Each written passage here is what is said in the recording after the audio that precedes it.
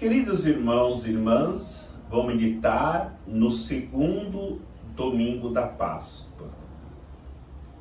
O segundo domingo da Páscoa é celebrado como o Domingo da Misericórdia, que foi uma festa introduzida pelo nosso saudoso Papa, hoje São João Paulo II. A liturgia da palavra que nos é apresentada para reflexão, como primeira leitura, Atos dos Apóstolos, capítulo 4, versículo de 32 a 35. O salmo responsorial é o salmo 117. Como segunda leitura, primeira carta de São João, capítulo 5, versículo de 1 a 6. O Evangelho de São João, capítulo 20, versículos de 19 a 31. Dentro deste período da Páscoa, sem contar a Quaresma, que é preparação para entrar neste período, nós vivemos três grandes momentos. O primeiro momento é a vigília pascal.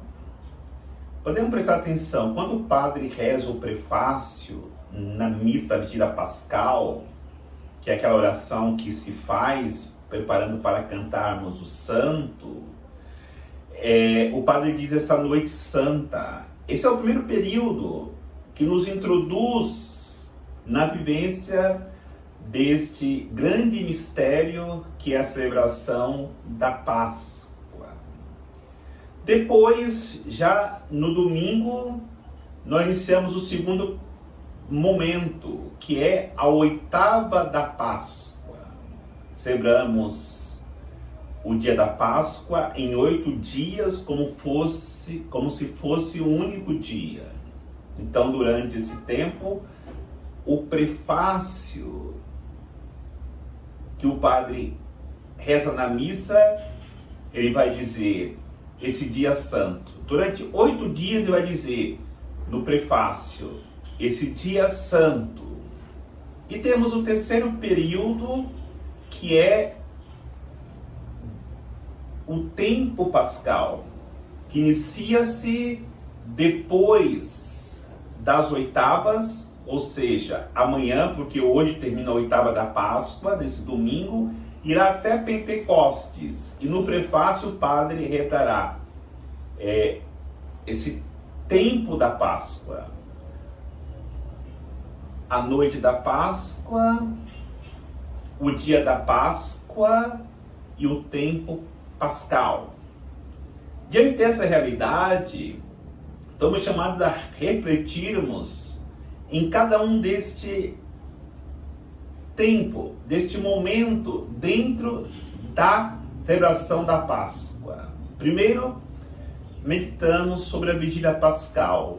Ali, nós tomamos consciência da história da nossa salvação, que inicia com a narração da criação no Antigo Testamento e fecha o Antigo Testamento com o profeta Ezequiel dizendo que Deus iria tirar do nosso peito o coração de pedra e introduzir um coração de carne, ou seja, um coração capaz de amar. E aí, depois dessa reflexão, nós também fazemos um gesto muito significativo, porque no batismo nós recebemos uma luz. E se essa luz se apaga na nossa caminhada, pelos nossos pecados, pelo nosso afastamento de Deus, na noite da vigília pascal nós somos chamados a reacender no fogo novo essa luz.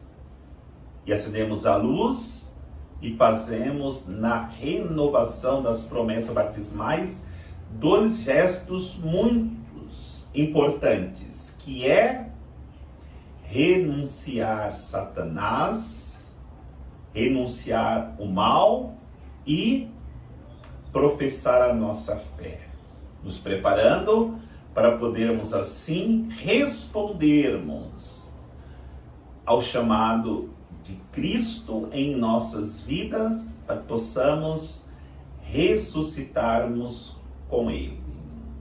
Aí entramos no segundo momento, que é o que nós estamos vivendo e estamos terminando hoje, que é a oitava da Páscoa. Na oitava da Páscoa, como diz a primeira leitura de hoje do Atos dos Apóstolos, nós estamos chamados a entender o convite de Deus para que vivamos profundamente uma vida comunitária na unidade. Porque somente daremos testemunho do Cristo ressuscitado se nós vivermos a unidade. Vai dizer a primeira leitura que os discípulos colocavam tudo em comum. Ninguém dizia que era seu aquilo que lhe pertencia, mas colocava à disposição da comunidade, à disposição dos necessitados. Aí é bom nós entendermos que precisamos ser comunidade. Existe um texto, no Atos dos Apóstolos, que nós refletimos durante a oitava da Páscoa, que é um texto que nos faz refletir profundamente se temos sido comunidade ou não.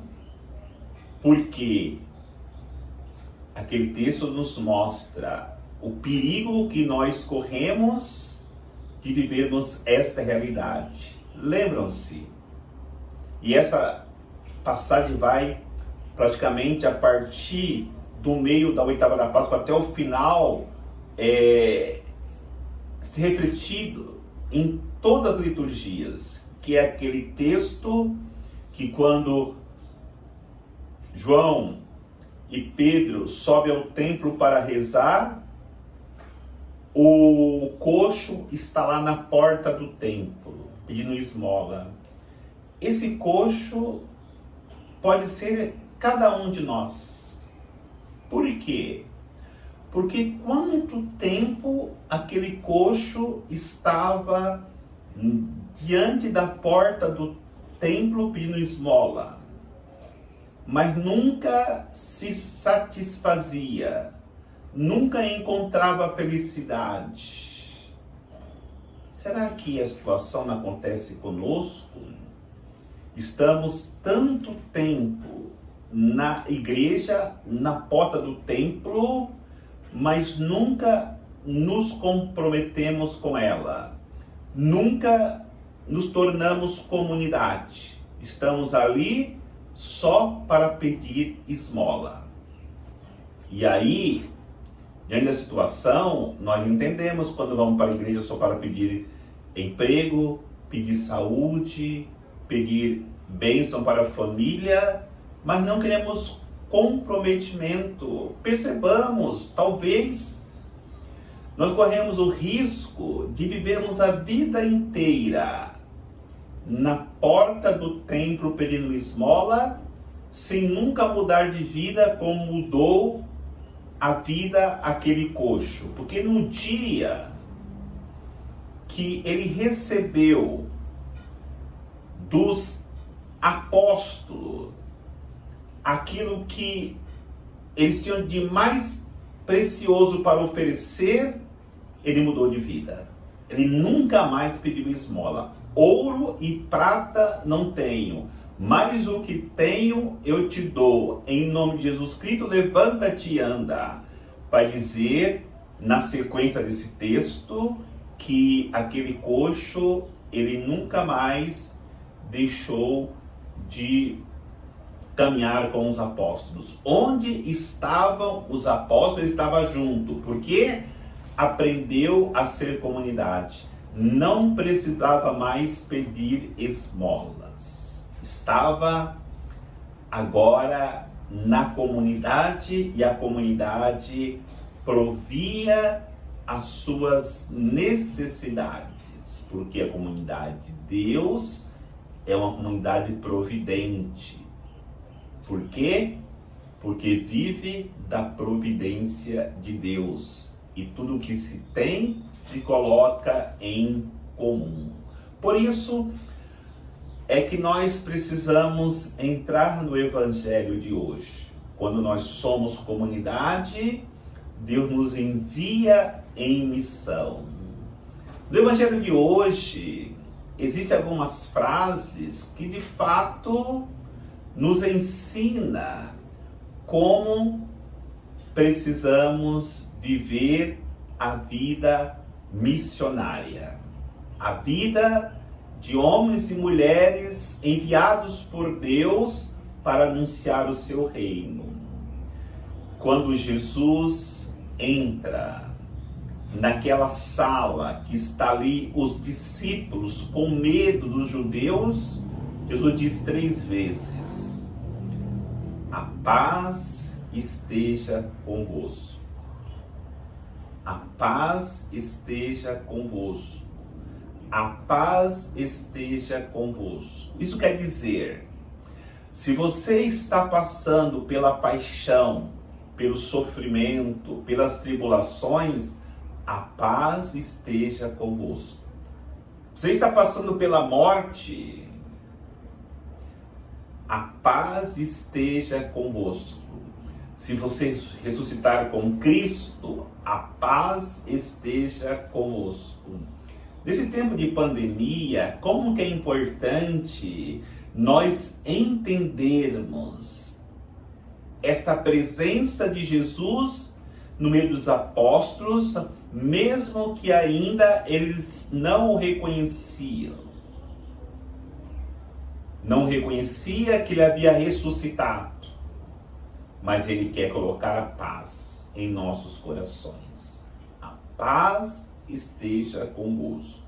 Então precisamos estar em paz para sermos missionários, para anunciarmos Jesus. Outra realidade que ele fala para os discípulos: a quem perdoardes os pecados serão perdoados, o que retiverdes serão retidos. Não dá para poder ser missionário ou sermos missionários se nós não aprendermos a perdoar os que nos ofenderam, os que nos machucaram, ou as pessoas que nós temos diferença. É outra realidade imprescindível para que nós possamos sermos anunciadores do amor, como diz São João na segunda leitura. Esse mandamento do amor, ele passa necessariamente pelo perdão. E para que os discípulos, depois de aprenderem a ser comunidade, colocando tudo em comum, depois de encontrar a paz por ser comunidade e perdoar, Jesus sopra sobre eles o Espírito Santo. Recebei o Espírito Santo. Sem o Espírito Santo, nós não somos capazes de dar um passo para evangelizar, para viver a nossa missionariedade na igreja. Cada um de nós, da maneira que Deus nos chamou, eu como padre, você como consagrado, como consagrada, o bispo como bispo, o papa como papa, a mãe de família, o pai de família, a viúva, o jovem, cada um é chamado a ser missionário, a ser missionária na condição que Deus lhe chamou. E onde nós estivermos, precisamos viver a nossa missionariedade na condição que fomos chamados. Como diz Santa Teresinha, que nós devemos florir onde Deus nos plantou. Precisamos ali produzir frutos, mas para isso precisamos estarmos engajados na comunidade. O Evangelho narra. Os discípulos estavam reunidos, no entanto, Tomé não foi para a comunidade naquele domingo. Todos viram Jesus, menos Tomé, Porque se não estamos na comunidade, não estamos em comunhão, nós não podemos ver Jesus. Então o Evangelho diz que os discípulos contaram que viram Jesus, no entanto Tomé não acreditou. 8 dias depois, ou seja, no outro domingo, ele estava na comunidade, viu Jesus, e Jesus falou com Tomé da sua incredulidade e disse: Tomé, toque aqui, vê. E ele viu e disse: meu Senhor e meu Deus. E Jesus diz: felizes é os que acreditam sem ver. Sem ver com os olhos físicos, mas com os olhos da alma, contemplar Jesus, para que possamos assim cada vez mais testemunhá-lo como ressuscitado e Senhor das nossas vidas. E assim atingirmos a santidade que é a vontade de Deus para cada um de nós. Que Deus nos abençoe, em nome do Pai, do Filho e do Espírito Santo. Amém.